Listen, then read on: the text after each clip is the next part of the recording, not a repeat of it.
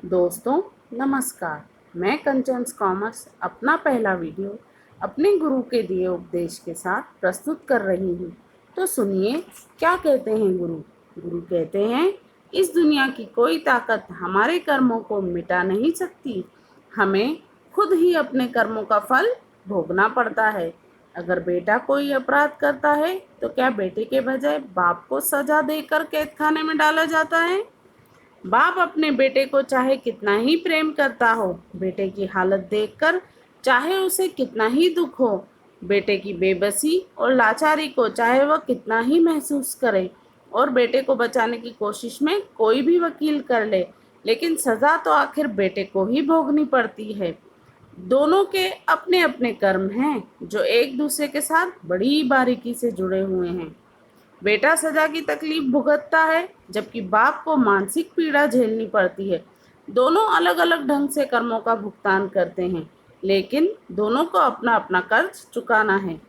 जब से हम पैदा हुए हैं हम जानते हैं कि हमारी मौत होगी। हम केवल इसी एक सच्चाई को जानते हैं। यही एक बात निश्चित है, बीच का समय एक भ्रम है जिसके दौरान हम कुदरत के और कर्म तथा कर्म फल के कानून के अनुसार जीवन बिताते हैं। इन परिस्थितियों में हमारा अपना योगदान ना के बराबर होता है। इस दौरान हम अच्छे बुरे दोनों तरह के कर्मों का भुगतान करते हैं। हमारा माहौल, हमारी सामाजिक तथा आर्थिक अवस्था और हमारी सेहत, ये सब हमारे कर्मों के आधार पर निश्चित किए जाते हैं।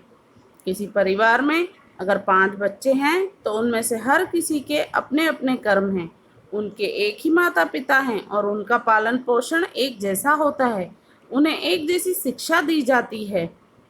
वो एक जैसे माहौल में ही रहते हैं, लेकिन फिर भी वे एक दूसरे से बहुत अलग होते हैं, क्योंकि हर किसी को जिंदगी उसके अपने कर्मों के अनुसार निश्चित होती है।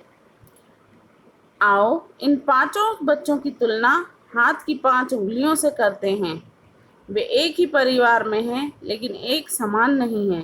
हो सकता है कि एक बच्चा डॉक्टर बने, दूसरा नेता, तीसरा कोई अपराधी और चौथा संघर्ष करता हुआ कलाकार, जबकि 5वां बच्चा बिल्कुल निकम्मा हो सकता है। एक जैसा पालन पोषण और एक जैसे हालात होने पर भी पांचों बच्चे एक दूसरे से अलग हैं। क्यों?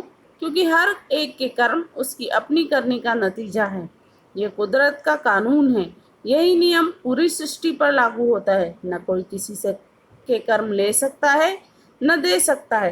कर्म किसी पर जबरदस्ती थोपे नहीं जा सकते। इनकी सौदेबाजी नहीं हो सकती। इन्हें बेचा नहीं जा सकता और ना ही इनसे बचा जा सकता है। हर इंसान को अपने कर्म खुद भोगने पड़ते हैं। हमारा जीवन कर्मों के कानून के अनुसार ही चलता है। सद्गुरु हमारे कर्मों को खत्म नहीं करते, लेकिन वह हमारे मन को निर्मल करने की युक्ति बताते हैं, जिसके द्वारा हम अपने कर्मों से छुटकारा पा सकते हैं। सद्गुरु कोई चमत्कार करके हमारे कर्मों को खत्म नहीं करते।